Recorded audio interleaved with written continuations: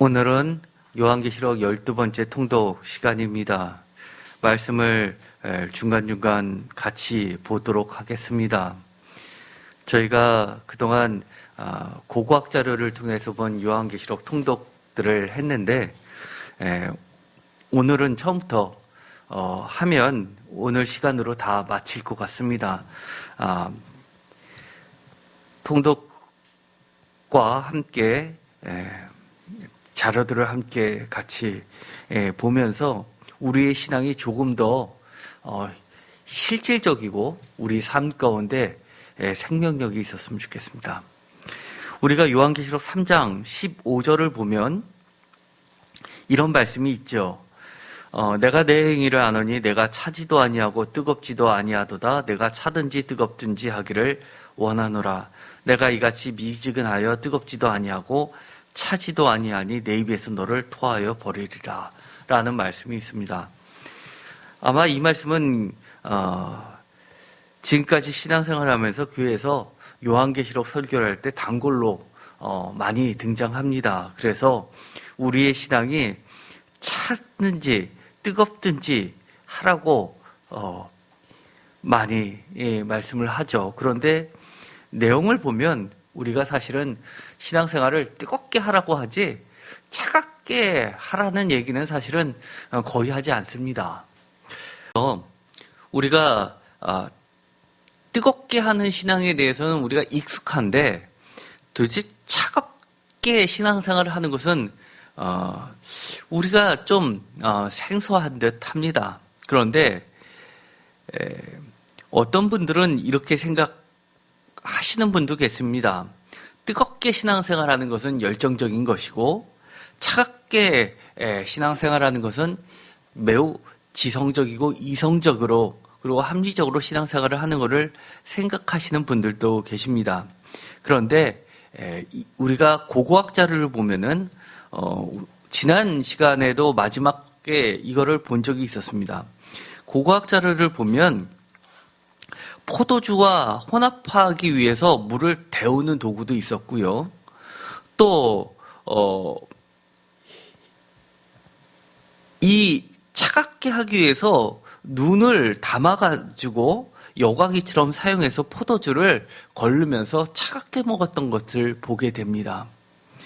우리가 신앙생활을 할 때 말씀에 대해서 이처럼 포도주는 뜨겁게 먹으려고 하고 또는 차갑게 먹으려고 애를 쓰는 반면에 우리의 신앙생활과 말씀을 보는 것에 있어서는 그만큼 정성을 기울이는 경우는 그렇게 흔치 않은 것 같습니다. 사실은 구약의 전통이 하나님의 말씀을 무엇이라고 많이 비유하고 있냐면 우물로 비교를 합니다. 그래서 사마리아의 여인과의 대화에서 예수님의 장소가 우물이었죠. 그것은 말씀을 상징화하는 것입니다. 또 고고학 자료가 하나 나온 게 있는데요. 이 동전을 보면요, 유대 동전입니다. 바르코바라는 것은요, 바르는 아들이고 코바해서 바르코바라는 것은 별의 아들이죠. 민수기에 나오는 것처럼 메시아, 마지막 때의 메시아로서 등장합니다. 유대를 회복시키는 것. 그래서 이 유대에서 스스로 별의 아들 바르코바라고 하는 자가 전쟁을 일으켜서 일시적인 독립을 이루게 됩니다. 그래서 그들이 이 기념주화를 발행을 했는데요. 거기 보면 이처럼 이 악기 하나가 나오게 됩니다. 이것이 여러분 보시기에 뭐 같아 보이십니까? 하프처럼 보이죠? 그런데 이게 키타라라고 되어 있습니다. 키타라. 우리가 요한계시록을 보면요, 키타라가 등장을 하는데요. 사실 이 키타라라고 하는 것은 우리가 아주 익히 잘 알고 있는 악기입니다. 우리가 현악기 중에서 아주 대중화된 악기가 있죠. 이런 하프가 아니라 그야말로 기타입니다. 기타. 이렇게 치는 기타 있죠. 그거의 원어가 키타라입니다. 그래서 요한계시록에 보면 키타라가 3번 등장하는데요. 하나님을 찬양하는 중요한 예배 용품으로 등장하는데요. 이걸 다 우리나라 성경에서 무엇으로 번역했냐면 검은고로 번역을 했습니다. 사실은 엄격히 이야기하면 검은고는 아니지요. 그렇지만 현악기이면서 굉장히 고급스럽고 이처럼 예언자 집단에서 많이 사용했던 것이기도 합니다. 그래서 다윗이 하프를 잘 튕겼다라고 이렇게 이야기하는데 그 이야기는 다윗을 예언자 전통 속에서 보려고 하는, 다윗이 선지자다라는 전통 가운데서 보려고 하는 모습이 성경에 들어가 있는 겁니다. 그래서 신약에서도 다윗을 왕이 기본적인 것이지만 예언하여 이르기를, 다윗이 예언하여 이르기를이라고 하면서 사도 바울이 다윗을 하나의 예언자로서 지칭한 적이 있습니다. 그래서 다윗이 어떻게 주라고 이야기를 했겠냐라고 하면서 거론하는 게 있죠. 바로 그것은 예언자 집단에서 예배용품으로 주로 사용한 것이 바로 기타라였기 때문입니다. 요한계시록 5장 8절에 보면은요, 그 두루마리를 취하심에 네 생물과 24장로들이 그 어린 양 앞에 엎드려 각각 검은 고와, 여기서는 사실은 원어는 기타라입니다. 검은 고와 향이 가득한 금대접을 가졌으니 이 양은 성도들의 기도라. 요한계시록 14장 2절, 내가 하늘에서 나는 소리를 들으니 많은 물소리와도 같고 큰 우레소리와도 같은데 내가 들은 소리는 검은 고를 타는 자들이 그 검은 고를 타는 것 같더라.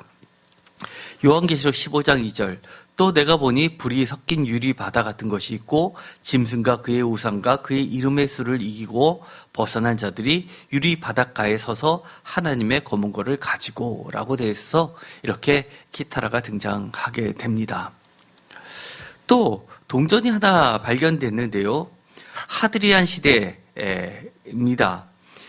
유대 동전인데요. 여기 보면 제단과 감람나무 가지들을 보여주는 로마 동전이 발견되었습니다. 죄송합니다. 하드리안은 황제의 이름이죠. 하드리안 황제가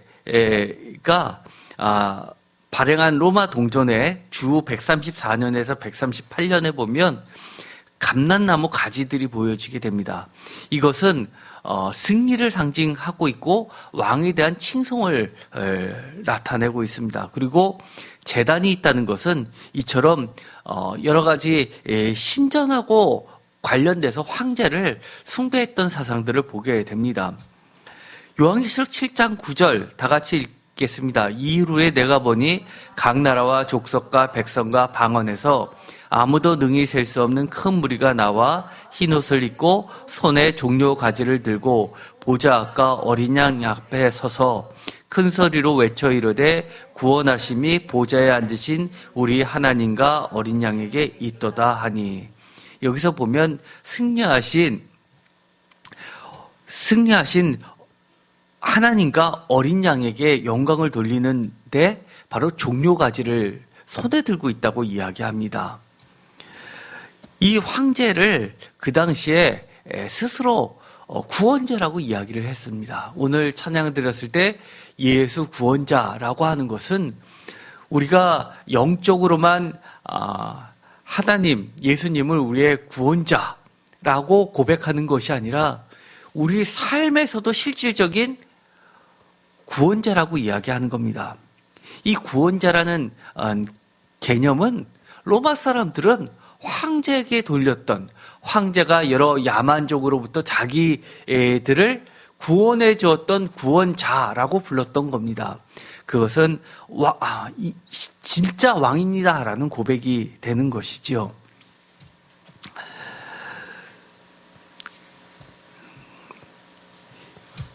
전에도 이 그림은 잠깐 보여드린 적이 있습니다. 바다와 땅 위를 밟고 서 있는 로마 황제 부조가 신전에서 발견이 되었는데요. 주 1세기 때의 이 부조입니다. 그런데 요한계시록에서도 마찬가지로 바다와 땅을 밟고 있는 바다에서 나오는 짐승, 땅에서 나오고 있는 짐승의 이야기가 나오게 되죠. 이런 걸로 봐서는 이 적그리스도는 살아있는 정권이구나라는 것을 알 수 있게 됩니다. 그리고 또 한 가지 이 용에 대한 이야기가 많이 나오게 되는데요. 이것은 12세기 때 매우 후대에 그려진 용입니다. 사실 용을 본 자들은 아무도 없죠. 요한계시록을 보고 상상성에 있는 이 짐승을 그려내고 있습니다. 피오레 요아킴의 7머리가 달린 용, 이것이 바로 그들이 생각한 이 요한계시록의 용의 모습을 이렇게 상상을 했었죠. 요한계시록 12장 3절, 하늘에 또 다른 이적이 보이니 보라, 한 큰 붉은 용이 있어 머리가 7이요 뿔이 10이라. 그 여러 머리에 7 왕관이 있는데 그 꼬리가 하늘의 별 3분의 1을 끌어다가 땅에 던지더라. 용이 해산하는 여자 앞에서 그가 해산하면 그 아이를 삼키고자 하더라. 이 7머리가 있는 붉은 용은 매우 힘이 세서 꼬리만 가지고도 하늘의 별 3분의 1을 끌어다가 땅에 던질 정도로, 그렇다는 이야기는 머리부터 발끝까지, 꼬리끝까지 힘이 그렇게 막강하게 세다는 것을 나타내고 있습니다. 이 동전은요, 유대 동전인데 좀 주의해서 볼 필요가 있습니다. 여기 특이하죠? 아까 이야기했던 바르코 후바라는 인물이 유대의 독립을 꿈꾸면서 주 134년, 135년에 혁명에 성공해서 잠시 동안 이 동전을 발행한 적이 있습니다. 이때 많은 유대인들이 정말 로마로부터 완전히 벗어날 줄 알고 많은 환호를 했었지만 결국 이것도 실패로 나중엔 끝나게 됩니다. 그런데 이 동전에 뭐가 그려져 있냐면 언약궤와 성전을 그려내고 있습니다. 여러분들도 잘 아시겠지만 예레미야 시대 때 예루살렘 성전이 멸망하면서 언약궤는 사라졌다고 다들 알고 있습니다. 그래서 이 바르코 후바는 동전을 만들면서 이 성전을 회복시키면서 사라진 언약궤를 다시 성전으로 갖고 오는 것을 꿈꿨었죠. 이것이 아마 모든 유대인들의 관심사였습니다. 그런데 요한계시록에서 뭐라고 이야기하냐면요, 요한계시록 11장 19절 다 같이 읽겠습니다. 이에 하늘에 있는 하나님의 성전이 열리니 성전 안에 하나님의 언약궤가 보이며 또 번개와 음성들과 우레와 지진과 큰 우박이 있더라. 여기서 보면 번개, 음성들, 우레, 지진, 큰 우박은 하나님 주변에서 하나님을 섬기는 종들입니다. 그런데 하늘에 열리고 거기서 무엇을 보냐 하면 하나님의 성전을 보게 되는데, 하나님의 성전이 열렸는데 성전 안에 뭐가 나오게 되냐면 하나님의 언약궤를 보게 됩니다. 그렇다는 이야기는 이 요한계시록 공동체들은 그 사라진 언약궤가 어디에 가서 보관되고 있다고 믿었냐 하면 바로 하늘에 있는 성전에 하나님의 언약궤가 있다고 보았던 겁니다. 이 바르코 후바가 언약궤를 찾지도 못했으면서 이 언약궤가 성전 안에 안치된 것을 동전으로 만든다라고 하는 것은 유대인들의 마음속에 이 언약궤와 성전이 일치하는 것, 이것은 어느 시대를 꿈꿔왔던 겁니까? 언약궤를 다시 찾아온 것은 바로 다윗 시대죠. 다윗이 아주 공을 들여가지고 언약궤를 갖고 오다가 결국 실패를 하게 돼서 오랫동안 방치를 하게 됩니다. 나중에 결국 찾아오는데 성공하자 그 터를 하나님께 바치고 솔로몬 때 가서, 아들 때 가서 그 터 위에 성전을 짓게 되죠.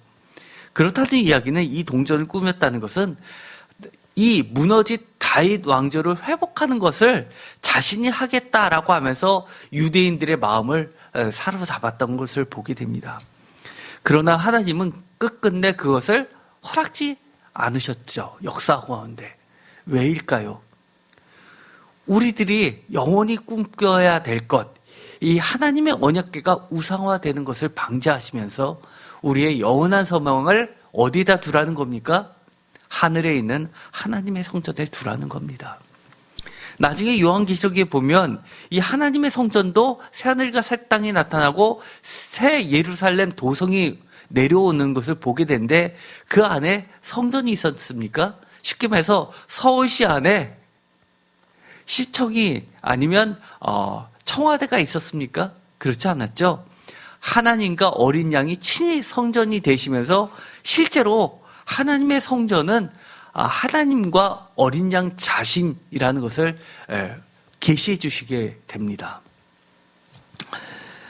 이것은 그리스에서 발견된 주전 4세기에서 3세기 때의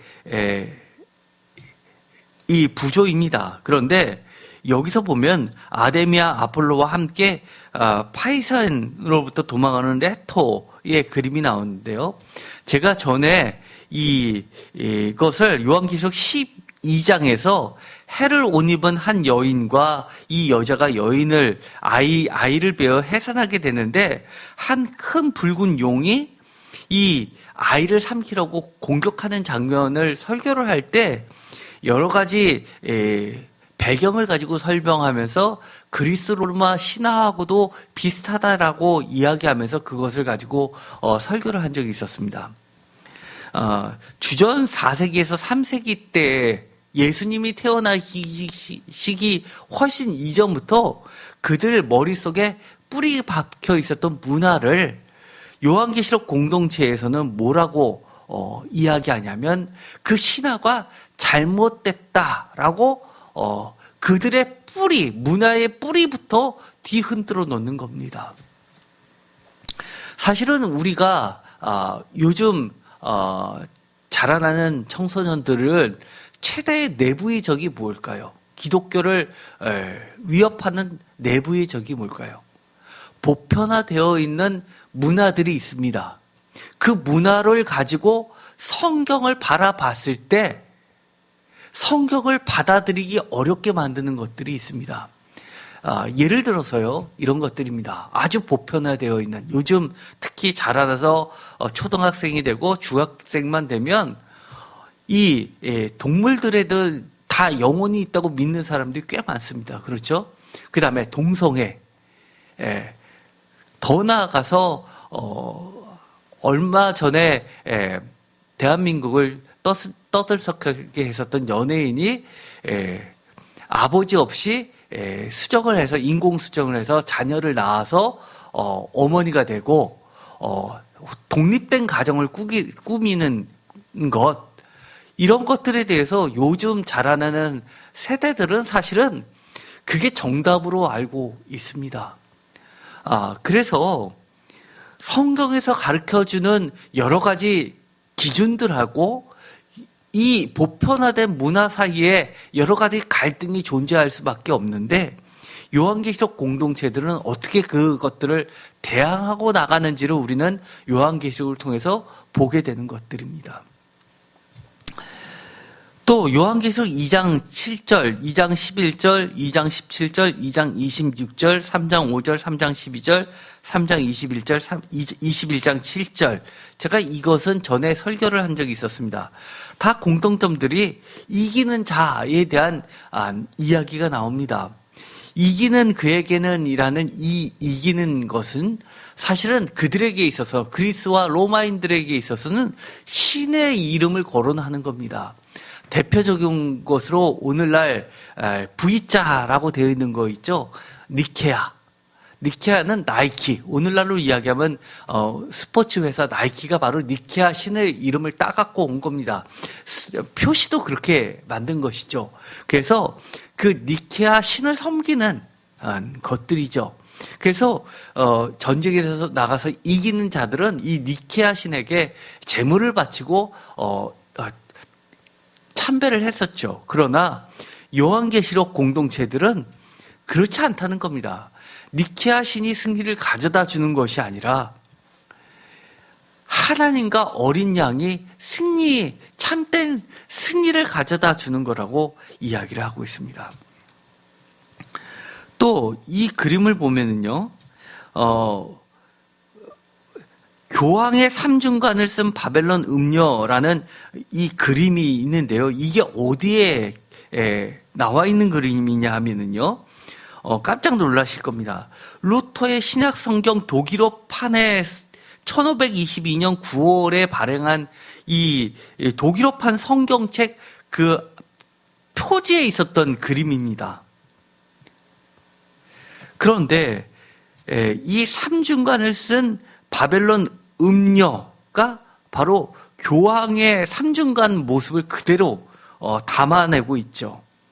그렇다는 이야기는 이 루터, 개신교의 시작을 알리는 이 루터가 교황의 권위에 대해서 얼마나 목숨을 걸고 대항했는지를 알게 됩니다.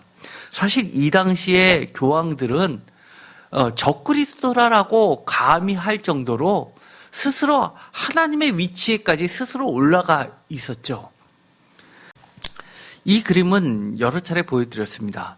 7 언덕 위에 앉아있는 로마를 보여주는 로마 동전. 그래서 그들이 살고 있는 이 삶의 현장은 그야말로 넉넉지 않았다는 것을 보게 됩니다. 하루하루가 전쟁의 삶을 계속해서 살아갔고 그 가운데 신앙을 지키기 위해서 부단한 노력을 했다는 걸 보게 됩니다. 주 1세기 초에 노예상인 무덤에 석비가 나왔습니다. 이것을 보면요, 혹시 이 석비만 보면 이런 생각 들지 않습니까? 무슨 이집트의 피라미드에 있는 한 모습 같지요? 그런데 이게 그렇지 않다는 겁니다.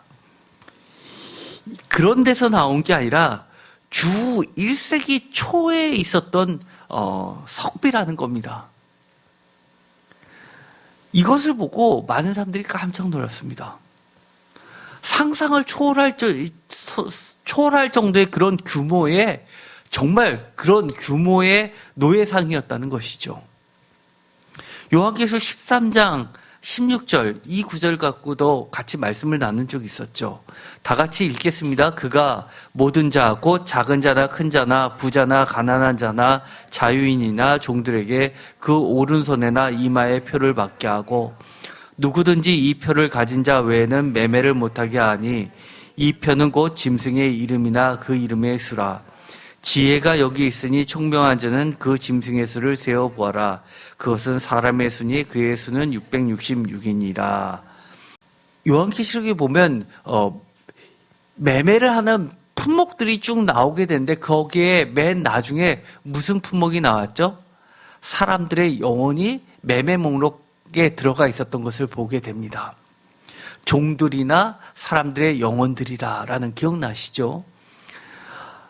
그들의 탐욕이 도를 넘어서 어디까지 갔냐? 하나님의 형상대로 받은 인간 자체를 돈벌이의 수단으로 삼고 있다는 겁니다. 그런데 그것이 작은 규모가 절대 아니라는 거죠. 이 정도로 어마어마한 규모를 자랑합니다. 우리가 부자 되는 거에 너무 열 올리지 마십시오. 사실은 부자 되기 위해서 각 사람은 각 사람에 맞춰서 하나님 눈에 보시기에는 이처럼 이런 사람들하고 다를 바가 없기 때문입니다. 이 동전은요, 주 76년에 발견된, 주 76년으로 추정되고 있는 관을 쓴 베스파시안과 호를 들고 말을 탄 도미티안을 보여주는 로마 동전입니다. 전에도 이 그림은 보여드린 적이 있었습니다. 이 지팡이 같은 것을 들고 있는데요. 이것은 왕권을 상징하죠. 이것은 예수님께서, 어린 양께서 철장으로 다스리는 것을 나타내고 있죠. 이것은 로마의 황제들이 자기네들이 아무리 이처럼 동전을 발행하면서 호를 들고 있다 하지만 요한계시록 공동체들은 무엇을 굳게 믿었냐면 결국 이들도 철장으로 다스림을 받을 것이다 라고 믿었던 겁니다.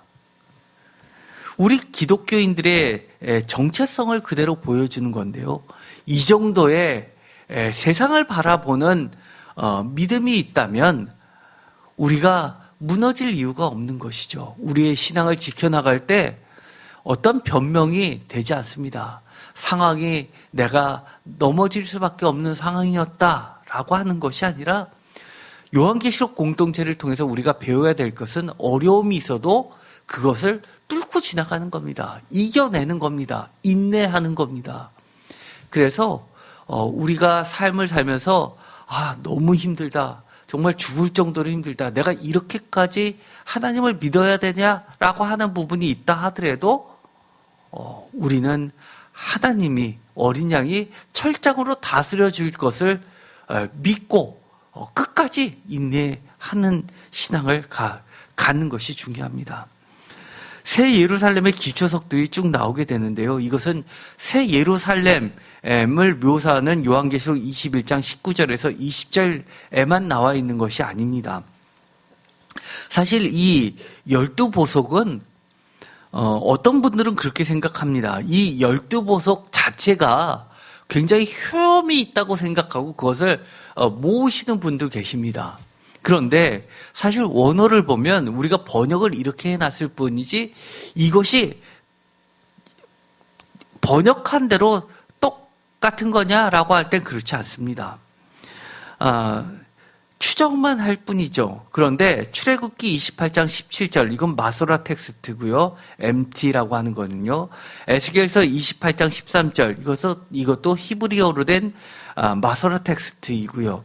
그 다음에 출애굽기와 에스겔서를 70인역으로 이것은 헬라어로 번역한 것에 보면 이 보석이 약간씩의 차이점이 있게 됩니다.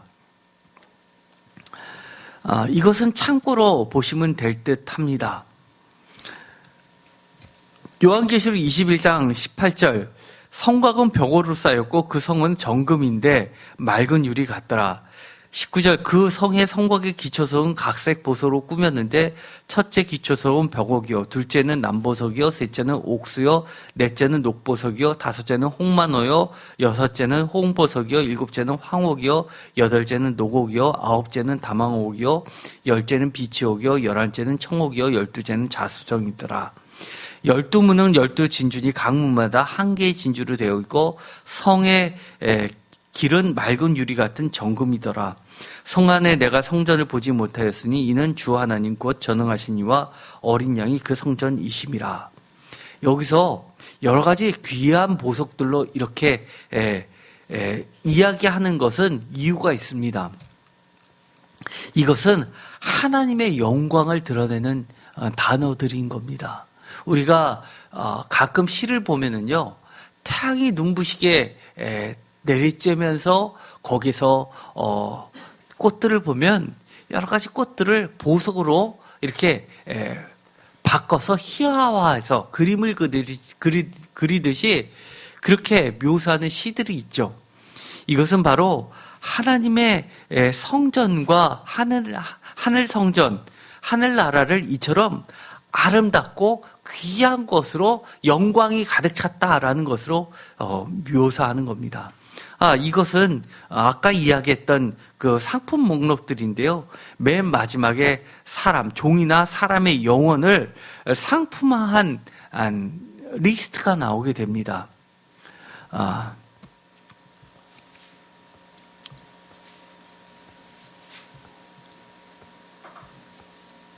이것은요, 짐승의 숫자를 이야기하는 것인데요.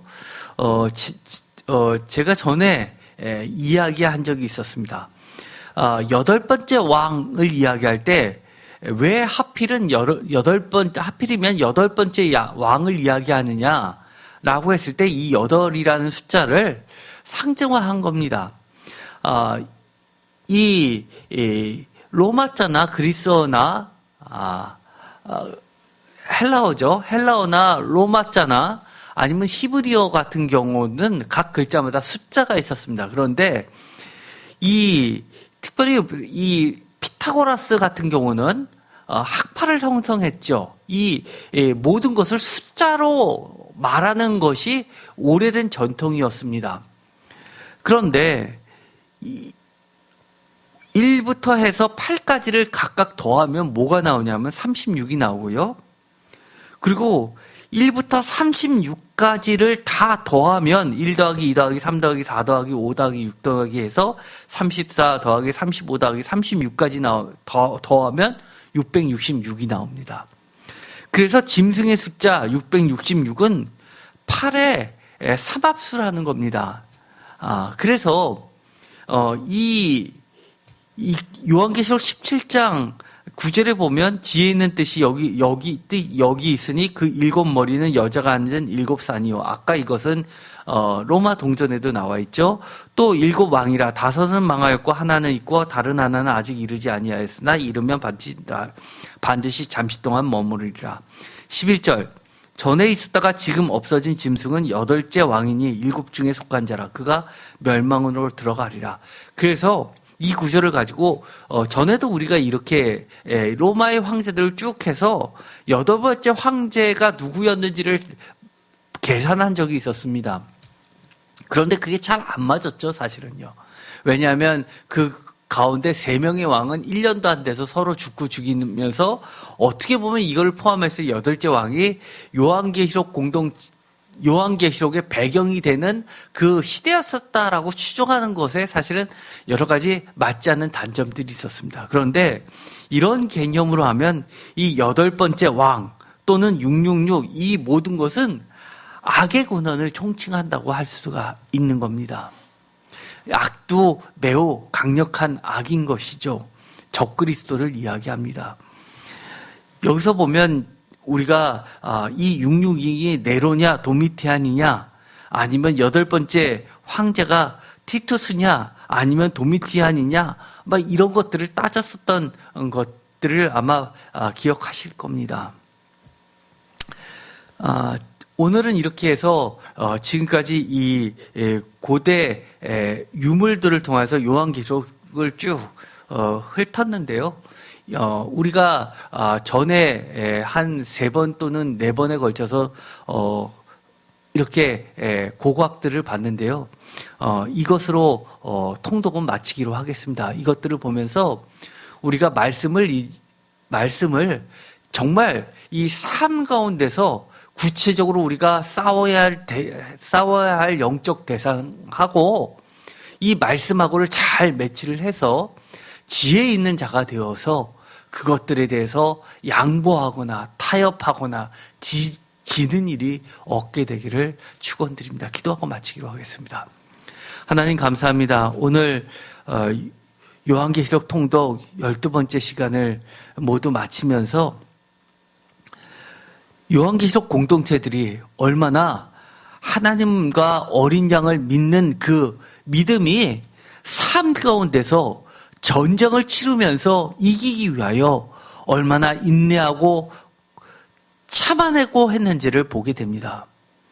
우리가 하늘나라의 이 비전은 결코 대가 없이 오는 것이 아니라는 것을 다시 한번 깊이 묵상하면서 오늘날 우리가 살고 있는 이 땅에서 우리 앞에 도전되어지는 여러 가지 크고 작은 문화부터 시작해서 여러 가지 것들에 대해서 구체적으로 담대히 이기면서 신앙생활을 해나가게 하여 주시옵소서. 예수 그리스도의 이름으로 기도드렸습니다. 아멘.